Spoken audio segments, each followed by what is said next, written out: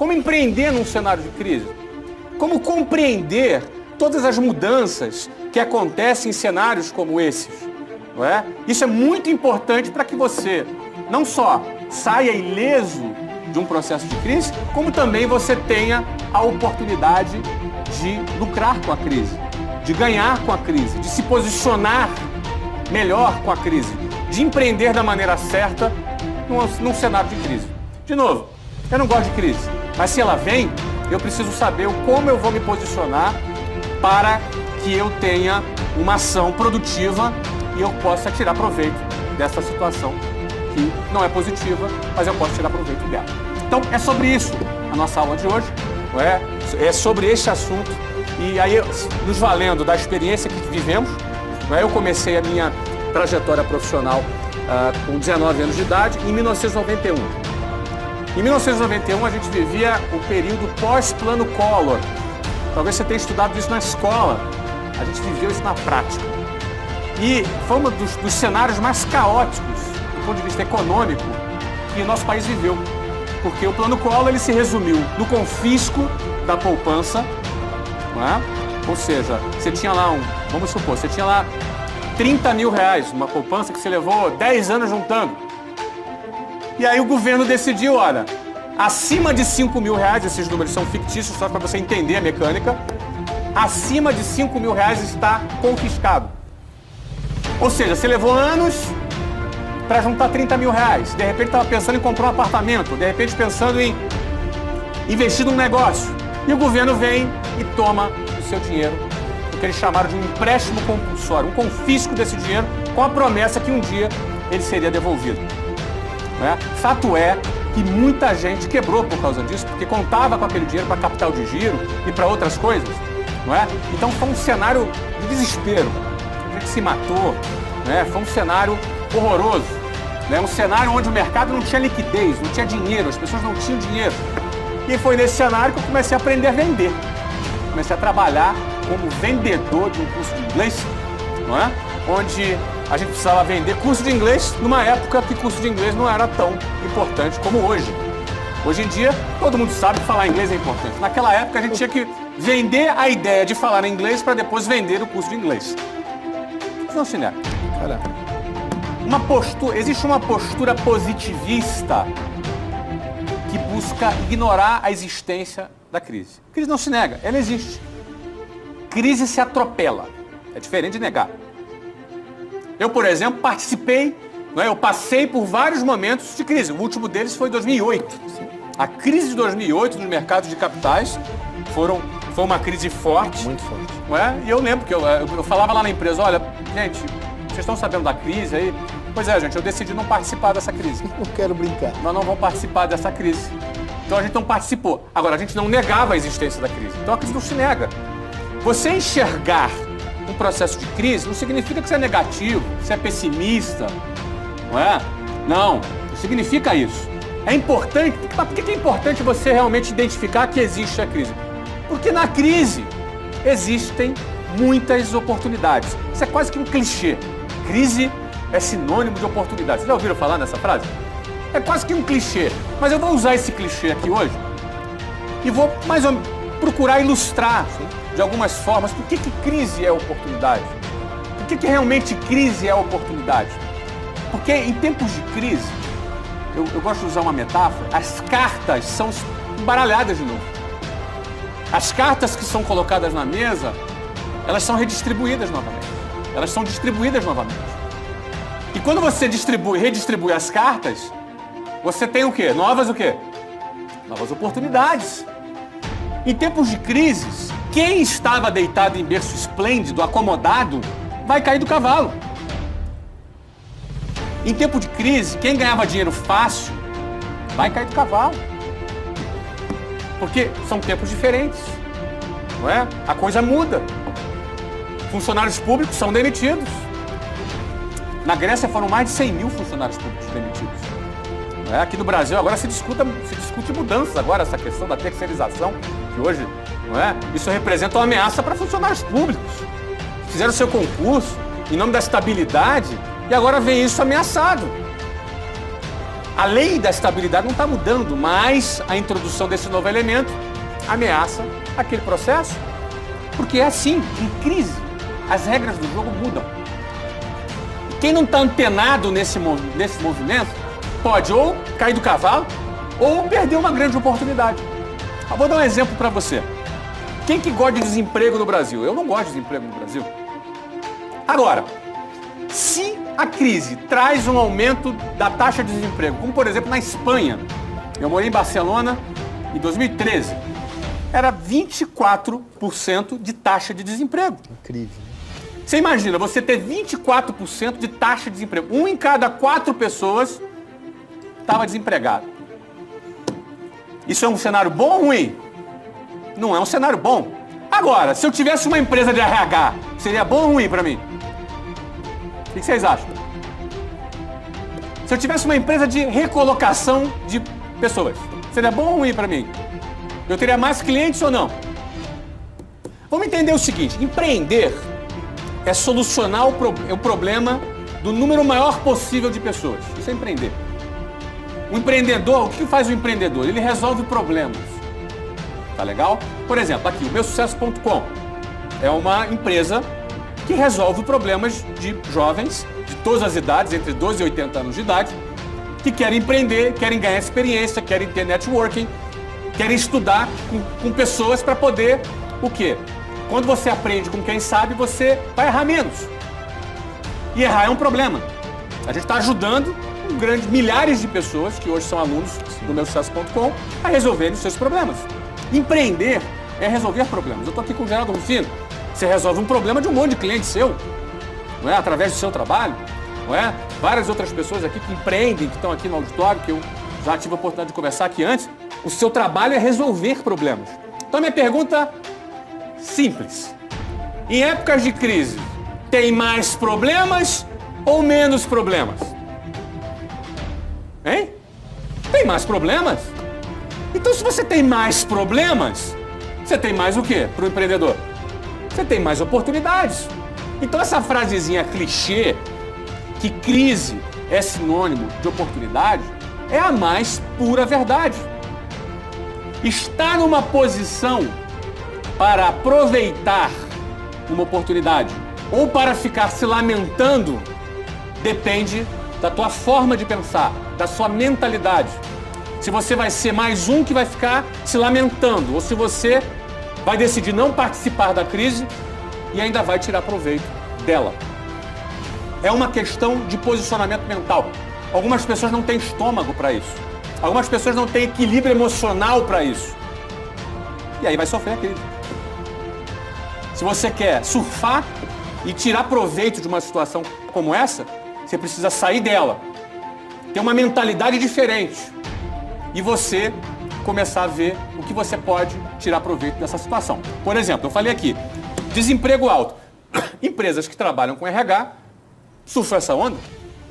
Não é verdade? Sim. Você quer ver outro tipo de empresa que, se o desemprego sobe, ela vai tirar proveito daquela situação e ela vai vender mais? Não vai cair as vendas dela, ela vai vender mais.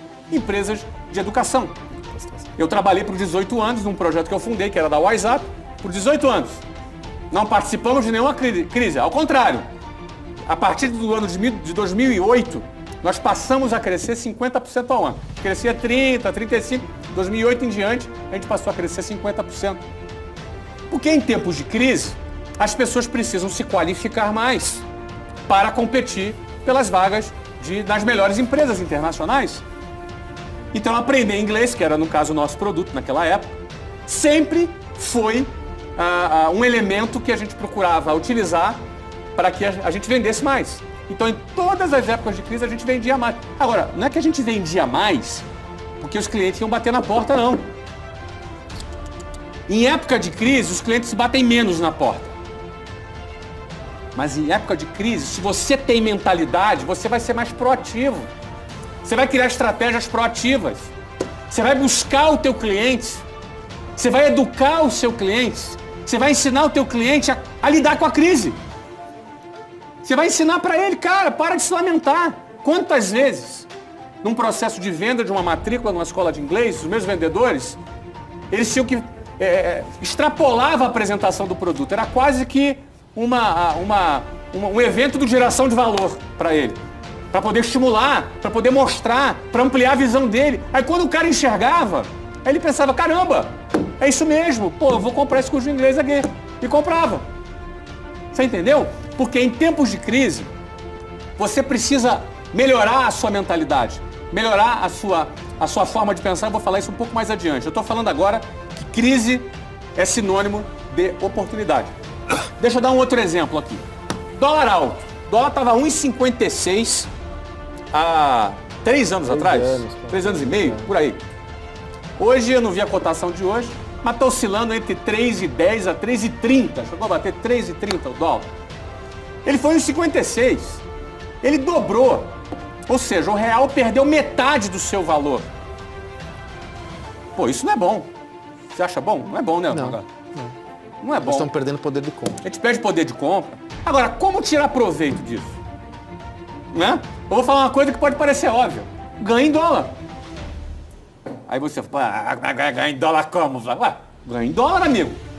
Ó, por exemplo, entrei na minha conta do Google esses dias. A crise se transformou em oportunidade. Inclusive, no nosso próximo estudo de caso, Flávio, nós temos um capítulo que a gente só fala sobre isso. Que é um ótimo. empreendedor que trabalhou a crise e transformou em uma oportunidade. Já vamos falar no final. Vamos pro tópico número 2, então. Em crise, você tem que reformatar a tua mentalidade, a sua forma de pensar. Não é? Em crise, você tem que ser mais idealista, porque as coisas não vão bater na sua porta. Sabe? Época de crise, você tem que pegar a espada e o escudo e ir pra batalha. Antes não precisava mais você ir pra batalha. Antes, você não precisava mais visitar clientes. Antes, você não precisava mais sair da sua sala com ar-condicionado. Na crise, vai precisar. Você vai precisar mostrar pra tua equipe que você é o primeiro a estar do lado deles para triunfar no meio da crise. Você vai liderar por exemplo a sua equipe. Não é? Você vai liderar por exemplo. Você não vai negar a crise, mas você vai ter uma agenda positiva diante da crise. E você vai ter que trazer estratégias. Não adianta só ficar falando palavrinha bonita e não trazer estratégia. Não é? Vamos lá. A venda orgânica caiu. A venda de passante que bate na porta caiu. E aí? Qual é a solução para esse problema? Quem sabe criar uma estratégia de um call center? Quem sabe criar uma estratégia de visitar empresas? Quem sabe criar a estratégia de você lá visitar os seus clientes? E quem sabe ampliar o contrato que você tem com os próprios clientes existentes? Se você ficar sentado na cadeira, se lamentando com a crise, mas batia 20 clientes ligavam por dia. Acabou, negão. Não vende mais. Você entendeu? Não liga mais. Mas 30 clientes procuravam aqui, meu irmão. Não procura mais. E agora? Você vai fazer o quê? Vai ficar se lamentando? Vai ficar chorando? Vai ficar se comparando que isso aqui é um próximo tópico que eu vou falar aqui? Mas era assim? Era! Mas não é mais. Entendeu? Não entendeu ainda não? Se você demorar para entender, você vai ter que apanhar. O mercado vai te bater. Se você demorar para entender que não é mais como era, você vai ficar para trás, amigo. Então acabou. Os mais rápidos é que se adaptam mais rápido. Os caras que se adaptam mais rápido são os caras que se aproveitam dessa redistribuição de cartas. Entendeu? Então, tem que ser rápido. Você tem que mudar a tua estratégia. E vai lá com a tua equipe, pessoal, é o seguinte, a situação é essa, o concorrente fechou, o outro cara lá tá reclamando, reduzir investimento, a gente não, nós vamos aumentar aqui, nós vamos investir mais agora. Essa é a mensagem. Nós vamos aumentar nossas vendas agora. Quando tá todo mundo caindo, nós vamos aumentar nossas vendas agora. É essa a mensagem. E essa mensagem é mudança de mentalidade. Em tempos de crise, você tem que mudar a sua mentalidade. E é até bom isso, hein? Porque a crise mostra que você estava acomodado. A crise vem e mostra que tu estava lá, tranquilão. Ou seja, se você tivesse assim, com sangue nos olhos, antes da crise, você estava vendendo muito mais. Mas você estava acomodadão. A crise veio e te tira da zona de conforto. Ou te engole. Você escolhe. Você escolhe. Bom, é claro que eu escolho sair da zona de conforto. Separe as estações. Isso é uma coisa curiosa que eu vou te falar. Nós vivemos hoje num país que a população se polarizou. De um lado, à esquerda. Do outro lado, a oposição. Não é? Eu não sei se é direita, o que é esse negócio. A oposição. Não é? Virou quase que uma guerra, esse negócio. Uma guerra nas redes sociais, nos meios de comunicação. Então, o que acontece? As pessoas, elas se engajaram num bate-boca que tem se tornado a cada dia mais inútil. O que acontece? Você fica alheio a isso? Ou você se envolve com isso? Em crise, separe as estações. Tem gente que começa a transformar o seu ambiente de trabalho em comitê de partido político. E aí, ele organiza lá para ir para passeata, ele organiza lá para ir para aquilo, a conversa lá é a matéria, é aquilo. Nós estamos vivendo isso hoje. E o cara, eu não estou falando que o cara se alienado, não é isso que eu estou dizendo. Separe as estações. Separe as estações. A mentalidade da sua empresa, do seu negócio, é para você produzir. É para você produzir.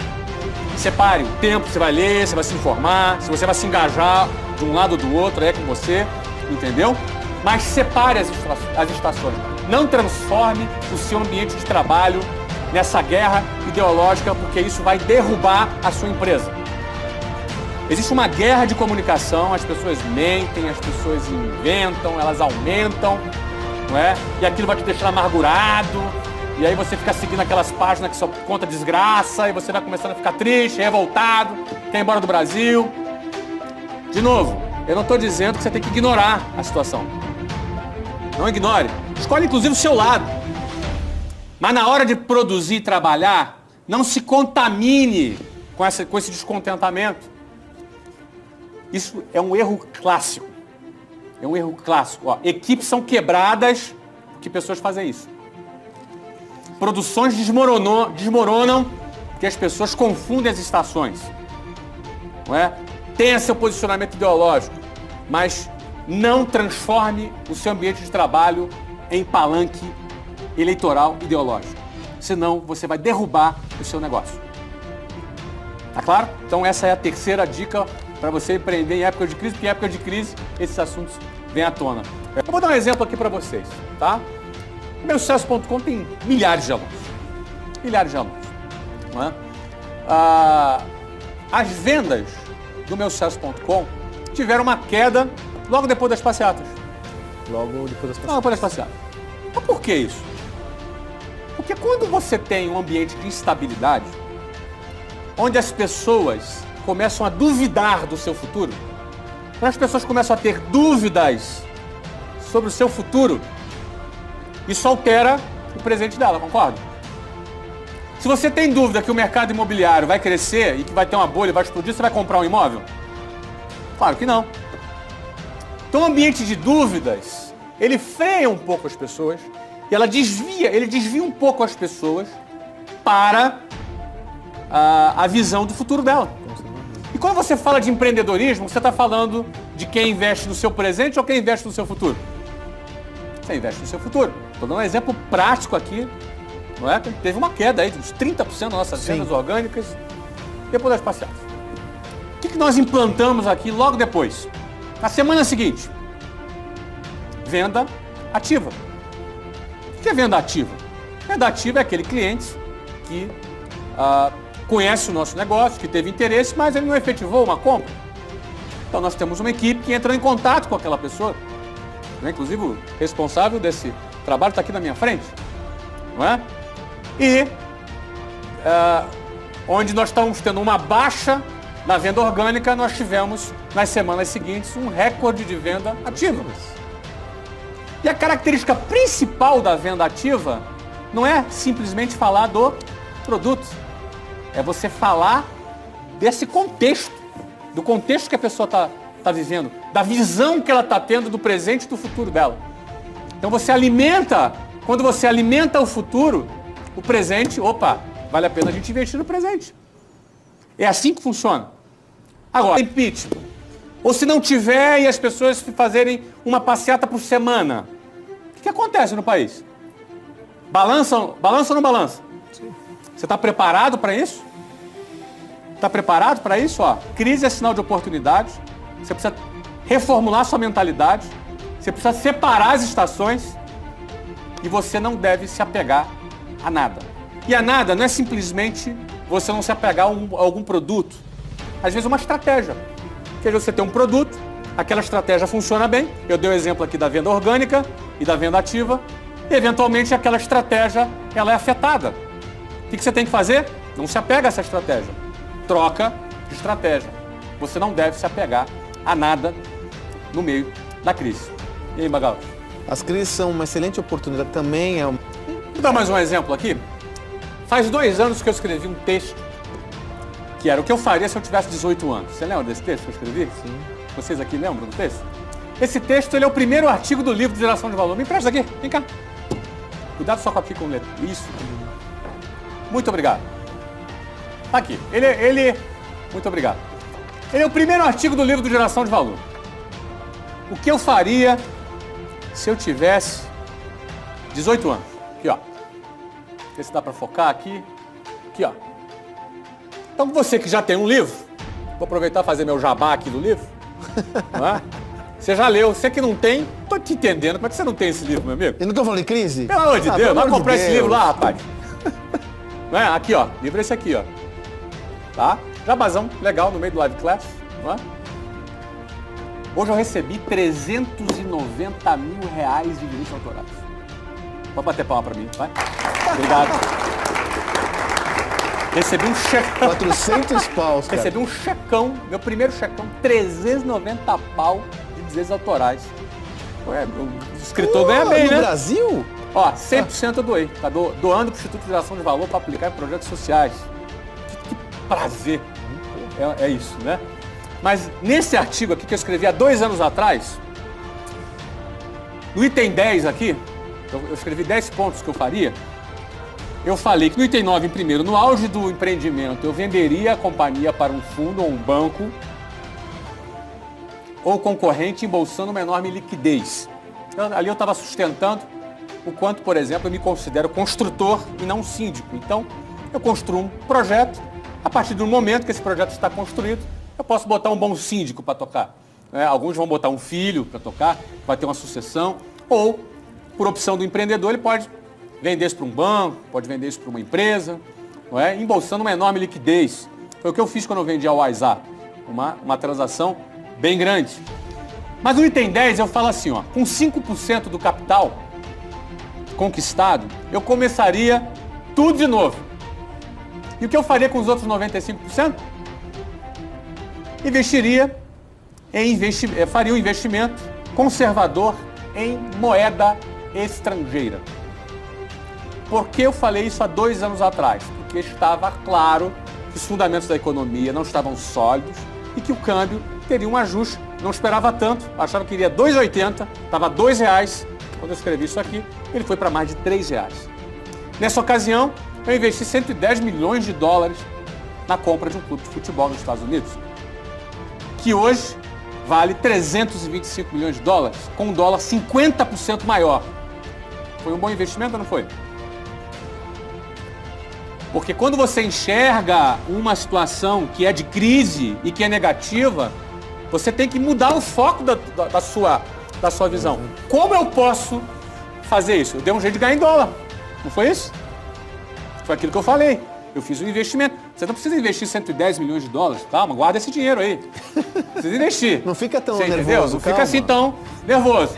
Mas dentro da sua realidade, sim, dentro da sua realidade que você vive. Porque empreendedorismo, cara, se é 1.000 ou 1 milhão ou 1 bilhão, os princípios são os mesmos. As regras, as leis universais para que você seja bem sucedido são as mesmas. Então, é importante você ficar atento, não é, nesse movimento, e foi o que eu procurei passar para vocês no dia de hoje.